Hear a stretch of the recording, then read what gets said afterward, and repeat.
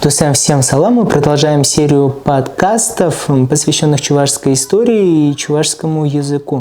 У нас в гостях научный сотрудник Института языкознания Российской академии наук, старший научный сотрудник Высшей школы экономики, кандидат филологических наук Александр Савельев. Еще один актуальный вопрос, который сегодня, наверное, стоит перед любым чувашским человеком, это понять, от кого мы конкретно произошли. То есть кто-то тянет булгарское одеяло, кто-то говорит, что мы сувары и вообще булгарское отрицает. Мол, это совсем не наше, это политоним и так далее, не является этнонимом. Сувары в восприятии идут, как будто бы это старая форма нашего названия, нашего имени, название нашего народа, а чуваш это что-то совсем позднее, данное кем-то другим и даже что-то оскорбительное. И исходя из этого, вот этот суваризм чувашский, он набирает очень сильные обороты, как мне кажется, потому что его становится слишком много во всех сферах, при этом в то же время булгарское, например, оно как-то обходится стороной, а суварское как будто бы везде и везде. А что вообще можно сказать про племя сувар и как они контактировали с булгарами, есть ли какие-нибудь у нас данные? Ну, как и, наверное, все другие вопросы, которые мы сегодня обсуждаем, этот вопрос, опять же, непростой, но здесь нужно понимать следующее, что, в принципе, о булгарах, как об исторической сущности, о лингвистической, и как о лингвистической сущности мы знаем гораздо больше, чем об вот этих суварах, да, так называемых. Тут, опять же, что такое эти сувары? У нас действительно в первом тысячелетии нашей эры в источниках начинают фигурировать сабиры или савиры, а затем у нас уже в более позднее время появляется вот такое слово типа сувар, в частности название города в Волжской Булгарии. Но и здесь опять же вот первый вопрос, вообще связаны ли эти более ранние сабиры и савиры с этим словом, известным из Волжско-Камского региона, сувар. Это опять же, совсем непростой вопрос. Там достоверно здесь сказать сложно, если это связь. Ну, потому что по фонетике одно из другого не сильно хорошо выводится, потому что мы говорили о том, что чувашское «у» из «а» происходит, но это, опять же, это поздний переход. Это уже во втором тысячелетии нашей эры произошло. Могли ли в более раннюю эпоху подобные изменения происходить? Это, скажем так, уже ненадежно. И что касается, вот, скажем так, истоков чувашского суваризма. Здесь у нас несколько моментов. Дело в том, что в советские годы была издана книга Ибн Фадлана о путешествии на Волгу, которую мы упоминали. И, соответственно, там был следующий момент. Значит, в этой книге Ибн Фадлан упоминает, что во время попытки исламизации, собственно, волжских булгар, вождь некоторого племени, который носил имя Вырыг, отказался, собственно, последовать призыву Алмуша принять ислам и отвел свое племя, значит, подальше, чтобы избежать этой исламизации. И, согласно этому советскому изданию, это племя называлось Суваз. Однако дело в том, что в источнике такого нету. Значит, в арабском тексте там конечная буква не «з», а «н», то есть это некоторое суван, непонятный нам. Но поскольку хотелось как-то привязать к известному историческому контексту, значит, редактор этого текста, он при переводе выписал как Суваз, а не Суван. И дальше, значит, комментарий, что это вот и есть чуваш. И ведь похоже, что действительно чуваш — это некоторая группа, которая, значит, не приняла ислам. Вот эта самая группа и есть. То есть нужно понимать, что сама по себе вот эта форма якобы Суваз, которая, параллельна к форме Сувар, и от которой как бы может происходить слово чуваш, она сама по себе является выдуманной. То есть ее просто не существует? Ее просто не существует, этой формы. А как же марийская суаз, которую они используют, например? Это другой вопрос, опять же. Это вот, нам нужно, у нас есть несколько близко связанных сущностей, которые нужно интерпретировать отдельно. То есть у нас есть слово чуваш, есть марийская суаз, и есть вот этот так называемый суваз, который якобы восходит к Ибн Фадлану. И вот мы начнем с этого, что его просто нету. Да? То есть это работа редактора. Это один момент. И, соответственно, нужно понимать, что вот вся эта концепция о том, что чуваш происходит из суваз, она в этом отношении не выдерживает никакой критики. Дальше у нас, соответственно, вопрос с марийским словом. Опять же, здесь мы возвращаемся к этой проблеме сложности интерпретации этнонимики в принципе. Потому что этнонимы имеют форму, не имеют значения. Да, то есть, если бы мы знали конкретно, что это слово изначально значило, было бы легче. А так, мы, по сути, располагаем только инструментами исторической фонетики. Мы знаем историческую фонетику марийского языка более-менее, и знаем, что это суаз должно восходить к более ранней форме типа щеващ. Щеващ. И здесь, конечно, опять же, разные интерпретации возможны. Вот одна версия, предложенная была в свое время Николаем Ивановичем Егоровым, о том, что это производное от чувашского щева кладбище. То есть это вот некоторый народ, который на кладбищах молится. Кладбище для них является вот такими важными святыми местами, поэтому они кладбищники. По фонетике вполне может быть, да? Это возможно. Но здесь какой сложный момент? Хотелось бы параллели, вот, чтобы именно народ назывался кладбищниками хоть где-нибудь в мире. Может быть, это немножко странное название для народа. Вот если у нас, потому что у нас довольно небольшое количество моделей, как именно вот некоторый народ может называться, по каким моделям. И, соответственно, вот если чуваши единственный народ, который так называется, это может быть довольно странно. Есть другая версия, тоже была в свое время предложена. Дело в том, что у нас в древнетюркском языке есть слово «йогач», которое означает «противоположный берег реки». И вот если мы эту древнетюркскую фонетику в чувашскую переведем, получилось бы как раз что-то типа «щеващ». Но мы знаем, что слово для места может употребляться и для населения этого места. Например, шубашкар, шубашкарзем, чебоксарцы. И в этом смысле вот щеващ могло обозначать всех людей, которые живут на другом стороне реки, Волги в данном случае. Да? То есть для марийцев чуваши – это щеващ. И наоборот, конечно, тоже. То есть могло быть слово некоторые заимствованные марийцами от чувашей и потом применяемые к чувашам же. Опять же, по фонетике это возможно. Было ли так на самом деле, сказать трудно, потому что, вот такая ситуация с этнонимикой в принципе. Здесь очень интересно вписывается мордовская, рязанская как раз ведькень, как они называют чувашей, да, заречные, условно, засурские. Ведь как вода, река, действительно это возможно. Но там опять же, другой вопрос, кого изначально называли ведьки, потому что, по-видимому, это слово еще до чувашское население обозначало этих мест. Это опять же, возможно, но с этнонимикой мы редко когда можем сказать что-то надежное. Это такой сложный момент.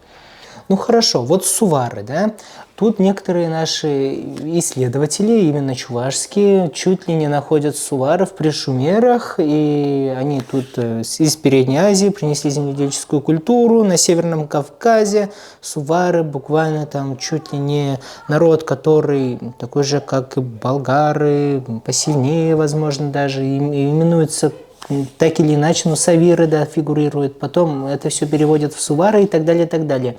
И таким образом тут у нас появляются сомнения, что на самом-то деле никаких булгар и не было для Чувашии. То есть это что-то вот соседнее, а мы вот такие всегда были с суварами, другие с Передней Азии, там, с шумерами дружили и так далее. Вот что об этом думать? Тут просто, конечно, разные моменты есть. Вот первый момент, скажу конкретно вот о культуре, да, о земледельческой культуре. Просто нужно понимать, что чуваши действительно народ с сильно развитым исторически земледелием, но здесь просто есть такой стереотип в обществе о том, что тюрки плохо знают земледелие. На самом деле тюрки очень хорошо знают земледелие, притом разные тюрки очень хорошо знают земледелие.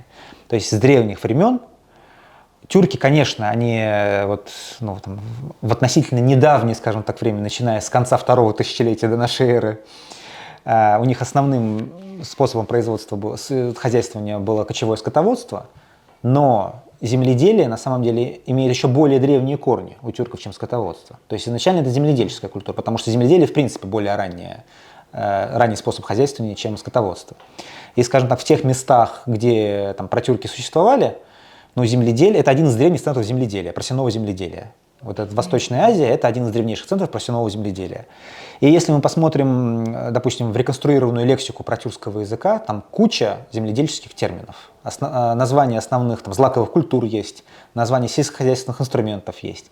Если мы посмотрим в письменные источники, как китайцы описывают хунну, которых мы ассоциируем с протюрками. Да, вот хунну, сюнну письменных источников, по-видимому, по крайней мере, отчасти говорили на протюркском языке. И, как описывают их хозяйство? Что, с одной стороны, да, они кочуют и, пасут скот, а с другой стороны, выращивают проса.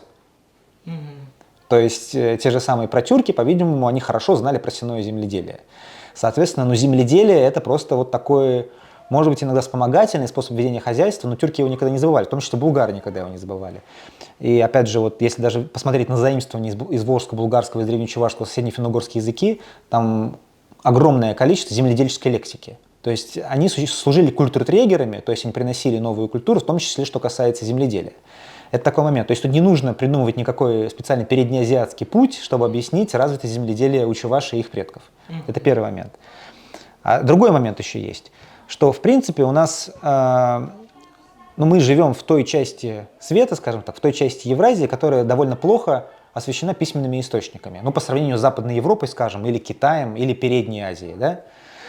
И не все источники одинаково полезны, скажем так, для нас.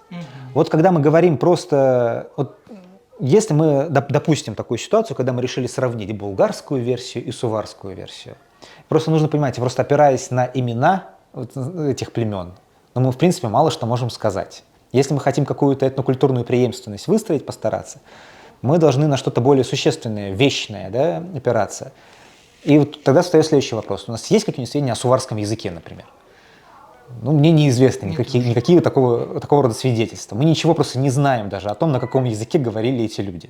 В принципе, мы можем предполагать, что, вероятно, по крайней мере, частично вот эти савиры, по крайней мере, могли там говорить на языке, близком к булгарам, но это по общеисторическим соображениям. Ничего конкретного мы сказать не можем. Но зато о булгарах, и это совершенно достоверно, мы можем сказать, что они говорили на языке, близком к современному чувашскому. Да, то есть из чего это следует? Это следует уже из того, что в разных частях Европы, что на Дунае, что на Кавказе, что на Волге, одновременно у нас источники исторические фиксируют существование народов, которые называли себя булгар, одновременно, и местами у нас письменные источники появляются, которые вот на этом языке написаны, и контактные источники, которые тоже говорят о том, что языки, близкие к чувашскому, там существовали. И вот почему-то так сложилось, что в разных частях Европы народы, которые называли себя булгар, говорили на языке, близком к чувашскому. Вопрос, какую теорию, значит, мы должны скорее принимать? Теорию, которая имеет какие-то основания, или теорию, которая не имеет никаких, в принципе, оснований? То есть, по-видимому, возможно, действительно, там были какие-то группы типа суваров, которые могли входить в этот, не знаю, союз племен булгарских, но специфически связывать чуваши с ними, фактически оснований нету, потому что во многом эта теория как раз происходит от издания Ибн Фадлана, где это является просто редактурой, эта форма сама по себе близкая к слову чуваш. А так, если мы хотим какой-то надежности придерживаться, то говорить о том, что чуваши, фактически как этноязыковая общность происходит от булгар, гораздо просто надежнее. То есть, если нет конкретных упоминаний, конкретных источников, мы действительно не можем об этом говорить. Поэтому суваризм в целом, он у нас больше является чем-то вроде развлечения, что ли, если нет научной базы какой-то. Мне на самом деле сложно сказать, по какой причине вообще это явление возникло. То есть я не знаю, какая может быть причина, чтобы, скажем так, пытаться отмахнуться от какого-то булгарского элемента в наследии в пользу чего-то конкурирующего. Я не очень понимаю вообще причины этого феномена. Но, безусловно, это является реконструкцией. То есть как движение реконструкторов, типа толкинистов. Бывает? Вот суваризм чем-то таким и является, конечно. Историческая основа там, можно сказать, что нет. Допустим, сейчас мы видим это суварское в разных проявлениях. Новый Сувар, город в Татарстане выстраивается, город-крепость, туристический объект, да? Ресторан Сувары, и газета Сувар у нас имеется, и отель Сувар, по-моему, есть.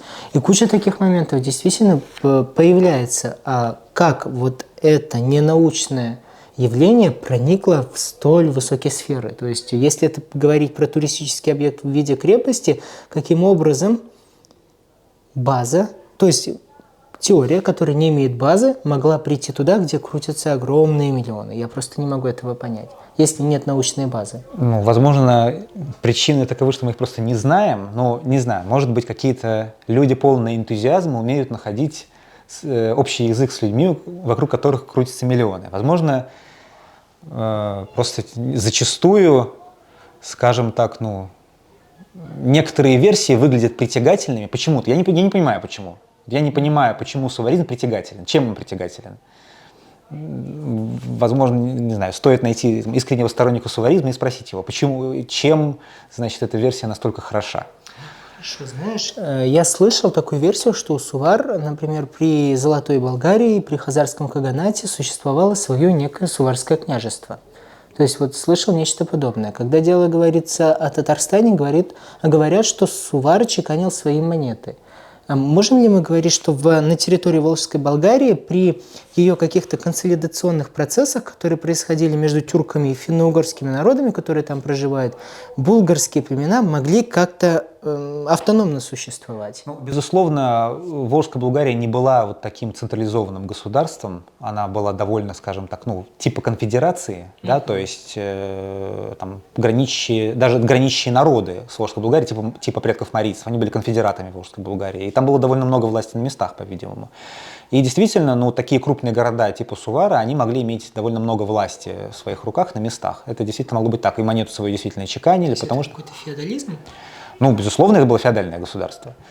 Да, то есть, ну, как крупный центр действительно существовал, и монету свою чеканил и так далее. Но что в этом особенно удивительного? Просто вопрос другой, почему это нужно отделять от как бы, Волжской Болгарии как общего феномена? Да, чем именно Сувар как центр более притягателен? Это большой вопрос. Ну, вот смотри, есть еще один источник, который на какой-то древней карте написано город Веда-Суар, то есть который возводит к Чебоксарам. Это обоснованный источник или это опять сова на глобусе? Ну, это трудный момент, как и многие другие. Да, то есть действительно есть такой источник. Я пытался обсудить это с коллегами, пытался, значит, понять, что это может быть. Ну, не знаю. Во-первых, я не уверен, что мы точно можем говорить о том, что это место действительно на месте Чебоксар. Да, потому что все эти средневековые карты, там по-другому могут координаты располагаться, некоторые искажения возможны. Вот. Дальше сказать, в общем, трудно. То есть, является ли это территорией, например, современной Чувашии, как это предполагается, я точно сказать не могу. Что это такое Веда? То ли это Ведя, которое мордовское название Чувашии, или это Вода, которая средняя, значит, опять же, непонятно. Ну, то есть я бы классифицировал этот источник как, опять же, что-то ненадежное, непонятное, в чем хотелось бы разобраться, но пока мы в этом не сильно разобрались, вот скажем так. Но использовать это как такой окончательный аргумент в пользу какой-либо гипотезы в любом случае нельзя. То есть, вот смотри, в последнее время очень часто приходится сталкиваться с мнением, что, например, марийская суаз, которую они применяют к татарам, является некой формой чувашского наименования, то есть чуваш они перенесли просто на татар, которые там сейчас живут, да, как и удмурты бигер на татар, которые там сейчас живут. Но помимо этого, как будто бы вот Шубаш, Кар, да, вот название этого города тоже происходит от формы суаз, но почему-то в ш-форме, как 40, Шорок, например, да, вот такие подобные вещи. И я довольно часто это слышу, или читаю, или где-то вижу.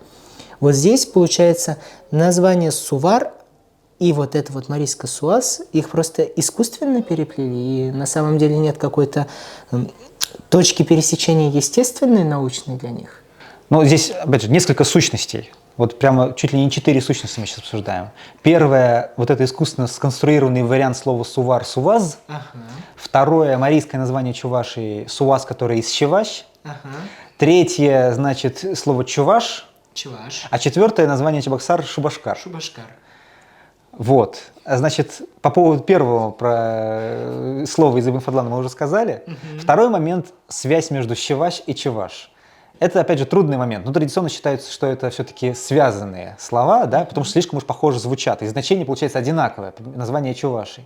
Но при этом вот простым способом одно в другое не перетекает. Вот непонятно, как чеваш и чеваш связать по законам исторической фонетики.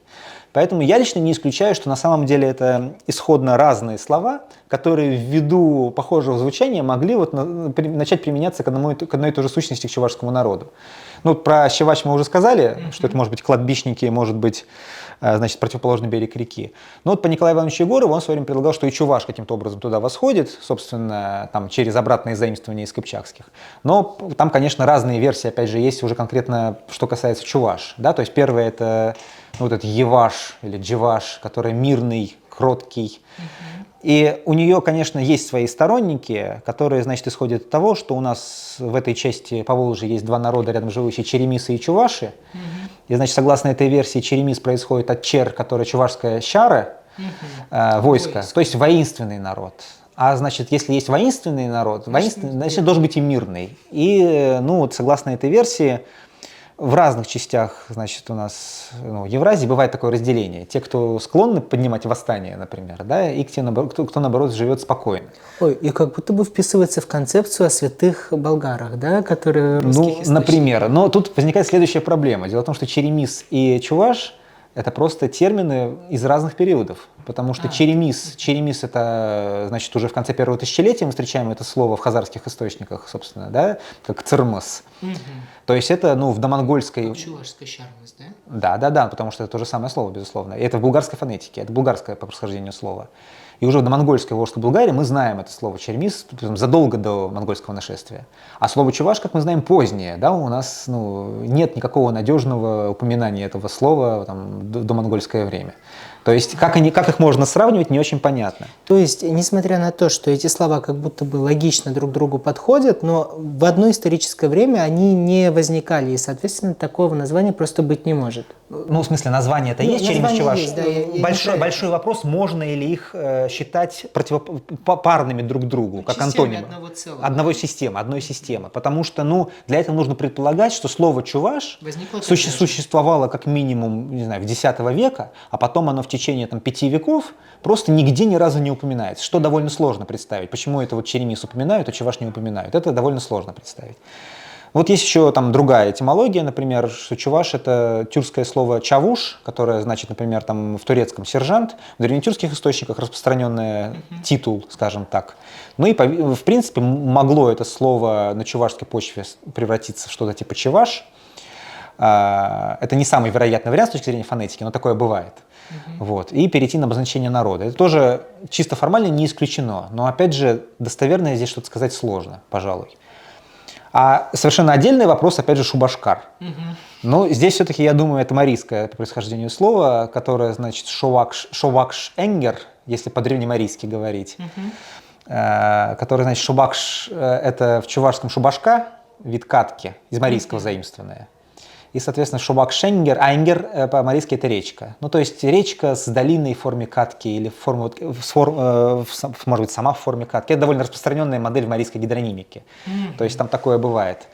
И это действительно очень похоже на заимствование из этого марийского слова, которое просто упростилось, там середина слова. И этот шубакшенгер превратился в шубашкар. Ну, потому что на тюркской почве мы это слово просто не можем интерпретировать. Ой, я всегда думал, что это что-то такое романтическое, город Чувашия, и что-то такое, мне казалось. А ты не первый, кто так думал, потому что в 18 веке, значит, великий ученый Миллер проезжает мимо Чувашии и записывает название нашей столицы в следующем виде – Чобашкар. Чобашкар соединил. Да, то есть это фактически как чувашский город. Но при том, когда ты слово видишь у него, первый вопрос, может и есть на самом деле это просто чувашский город, а остальное какое-то видоизменение.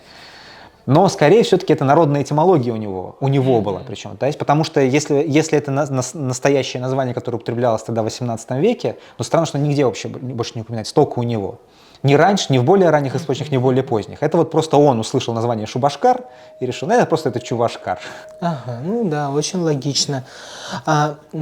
Сейчас будет вопрос не по теме, а название Чебоксары, я вот тоже недавно об этом мы говорили, и я думаю, что Чебоксары это как вот название города от названия гидронима, получается, место, где много мелкой рыбы. Это правильно или это неправильно?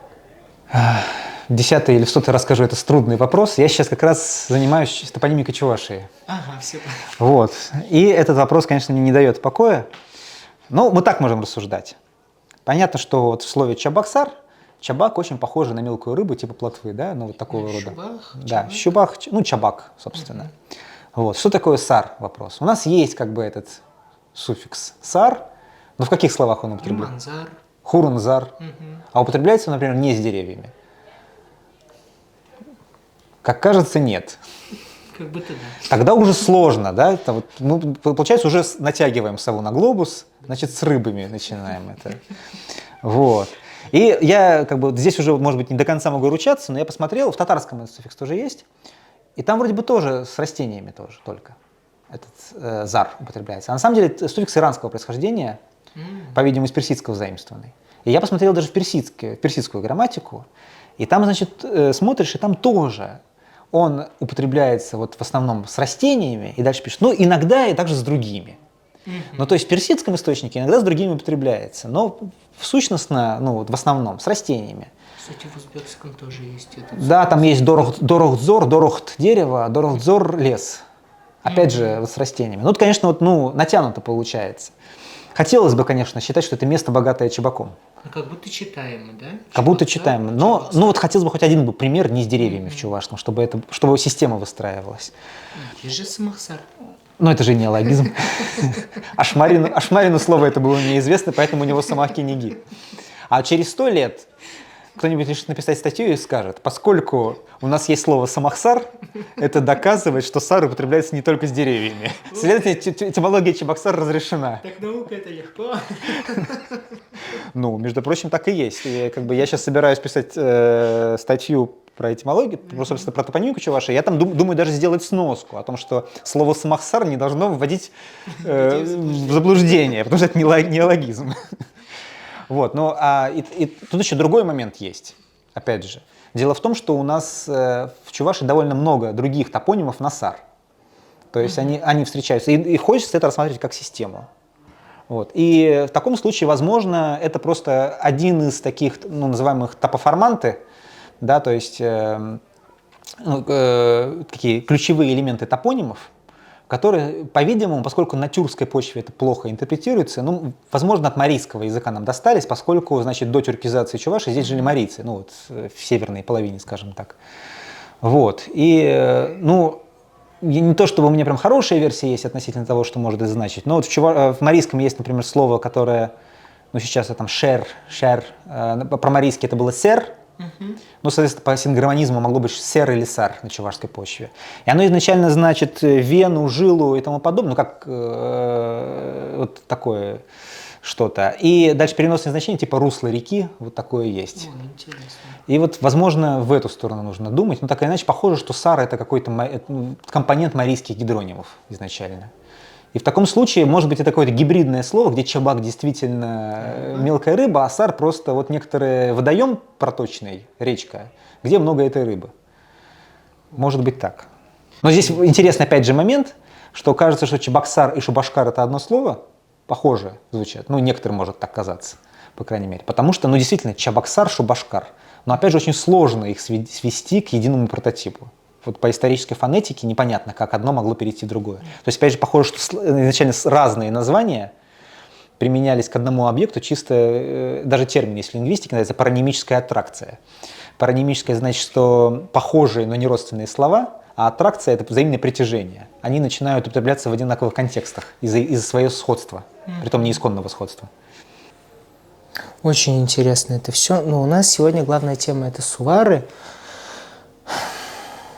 Ну, не знаю, я вот, когда мы читаем народное что-то такое фольклорное, то иногда встречаются очень странные тексты, когда говорится, мол, было два брата, Болгар и Свар, даже в таком виде говорится, и вот кто-то там сказал, я выберу себе землю, я выберу себе невесту, и тот, кто выбрал невесту, был Свар, и, получается, от него пошел род чувашский. Вот такая вот интересная легенда есть. Потом, ну, это не совсем на сувар похоже, но хотя, может быть, какое-то основание имеет. У нас в местности, откуда я родом, есть легенда, что народ чувашский пошел от некого старика, которого звали не Чуваш или как-то, а Суваш. Суваш, точнее. Озеро Аль, получается, находится у нас, и считается, что этот старик был тем самым жрецом, который помог нашему народу спастись от тех самых монголо-татар, которые на них совершали набеги. И вот этот Суваш совершил некоторые действия, ну, чуганья, и получается, за счет этого пошли дожди, и народ спасся. И в честь этого человека мы начали называть себя, мол, Чуваш. Вот такие вот интересные моменты возникают. И теперь я хочу спросить, а считается ли каким-нибудь источником вот упоминание в народных легендах каких-то использование слова «свар», «болгар» и вот этот вот «суваш», собственно говоря? Ну, здесь проблема возникает следующего рода, действительно, достоверность фольклора как исторического источника. Потому что, в принципе, устная память, она, ну, не то чтобы способна достоверно, значит, на долгое время передавать знания. И это первый момент. А второй момент, опять же, такой интересный, скажем так, взаимодействие подлинных народных источников с тем, что выдается за фольклор, но имеет при этом позднее происхождение. И таких примеров у нас очень много. Вообще, там, если посмотреть на этнографию, фольклористику разных народов Евразии, то есть как различить случаи, когда, например, некоторый сюжет действительно издавна передается, от другого момента, когда в деревню завезли книжки, люди начали читать, и потом начали это рассказывать, и через 3 поколения это уже становится фольклором. Таких случаев доказанных у нас очень много. Когда у нас, значит, в местах, где не могло быть легенды о Прометее исторически, вариантов этой легенды, старики начинают рассказывать легенду о Прометее ровно так же, как она в изданиях, соответственно, греческих мифов. Просто люди читали книжки. Это такой момент. И это даже к чувашам может быть применимо, потому что с тех пор, как Ашмарин фактически там, научно обосновал, очень хорошо обосновал булгаро-чувашскую преемственность, соответственно, грамотность распространялась, да, и даже на селе люди начали интересоваться, книжки завозить, и вот из ученых кругов, спустившееся в народ знание, оно могло перейти в статус устной легенды. И тут, конечно, вот опять же, не очень понятно, как такие случаи различать. Но, с одной стороны, у нас есть там, коллеги, которые считают, действительно, Свар – это нормальное, сохранившееся у чувашей название города Сувар. Но вполне это могло быть, в принципе. Да, почему нет? Но, опять же, как это доподлинно установить, не очень понятно. Явно в части случаев такие вещи все-таки, не то чтобы фальсифицированные, но они искусственно приравнены к фольклору. Если мы даже возьмем вот это большое многотомное издание чувашского фольклора, там такие странные некоторые, значит, образцы, когда берешь, значит, том мифы, и там одно из первых, значит, шумерские мифы идут. Да, про Мардука, да? Которые, значит, фактически просто сконструированы в 20 веке, да, и это записано уже как нормальный фольклор. Да, то есть, в принципе, нужно к фольклорным источникам подходить осторожно именно в этом смысле, что мы фактически никогда не знаем, когда это, собственно, попало в народ. То есть, случаи, конечно, бывают разными, но конкретно что касается упоминания вот таких имен, таких названий, типа Сувар, например, это, конечно, непростой, опять же, вопрос. Про Сувар есть некоторые упоминания в плане обрядности. Наверное, то, что у них был некий культ дерева, с помощью которого они взаимодействовали с миром, вот какая-то часть их духовной жизни. И от Сувар, по-моему, есть название их верховного бога, которого звали Куар. Это у нас так называемые кавказские гунны, которые там царство в районе Дербента, в Дагестане. Да, там действительно просто, опять же, не самый, скажем так, ясный момент в этом. Но что касается царства кавказских гуннов, по-видимому, действительно, они были булгароязычны, поскольку у нас есть письменные свидетельства, соответственно, христианизировавшие их, там, миссионеры оставили историю их. И я думаю, что действительно этот Куар, есть версия, что это значит иранское название солнца, но я думаю, что скорее действительно это чувашская Квар, которая горящие угли. И их религия тоже, значит, тюркологами довольно такими выдающимися исследовалась, вот эти упоминания, и действительно полагают, что это такая древняя тюркская религия у этих кавказских гуннов. По-видимому, часть булгароязычных тюрков, которые на Кавказе тогда жили, действительно могли эту религию сохранять в таком виде. То есть нет упоминаний, что это были сувары?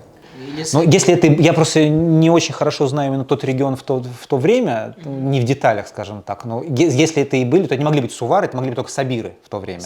Потому что это у нас середина первого тысячелетия, то есть это были сабиры. Но я в основном это встречаю именно как царство гуннов на Кавказе, в таком варианте. Если посмотреть сейчас на этот разговор, то получается, что суварская теория вообще не выдерживает никакой абсолютной критики. И что мы можем сказать по итогу-то, что каждый чуваш должен знать, когда дело касается именно понимания, от кого конкретно мы произошли, от булгар или от сувар. Мы вообще имеем какое-либо право говорить, что мы произошли от сувар? Или это вообще настолько необоснованно, что такое даже тиражировать не следует? Если стараться более-менее как-то взвешенно к этому вопросу подходить, да, что можем сказать? Опять же, могу только повторить сказанное ранее, у нас есть довольно много свидетельств разного рода, касающихся слова «булгар», булгарского языка, булгарской материальной культуры, политической истории, этнической истории и так далее. У нас есть кое-какие обрывочные свидетельства о так называемых савирах, сабирах, о так называемых суварах, городе Сувар, но о второй сущности мы, в принципе, очень мало что можем сказать. Да? И вопрос тогда, зачем вообще эта теория существует? Поскольку в мировой лингвистической науке принято, что группа языковая, к которой относится чувашский язык, называется булгарской группой. Соответственно, это вот нечто, что уже существует, и непонятно, почему от этого нужно отказываться. Зачем мы придумываем что-то альтернативное, когда есть что-то общепринятое, не очень понятно. И какая и кому от этого польза и прок? Вот на этот вопрос, конечно, мне самому хотелось бы услышать ответ от кого-нибудь. Хорошо, надеюсь, наши подписчики, наши зрители знают ответы, поэтому ждем вас в комментариях, да, сердечки зем, поделиться, да, мы думали, он, да, вожех товар, и беркадепер, а и берсельмет, тогда дел была прага. Тавах.